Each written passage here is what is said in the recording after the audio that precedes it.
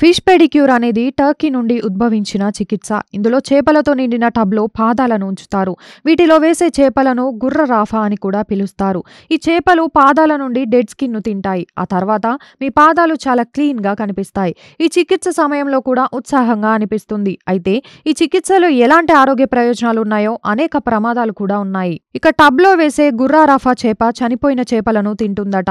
వాటికి ఈ ఆహారం ఇవ్వకపోతే అది ఆకలితో జనాల పాదాలపై ఉన్న స్కిన్‌ను కొరుకుతుందట. దీంతో ప్రమాదకరమైన ఇన్ఫెక్షన్లు సోకే అవకాశం ఉంటుంది. నిజానికి ఫిష్ పెడిక్యూర్ ప్రక్రియ మంచిది. మృదువైన చర్మాన్ని ఇస్తుంది.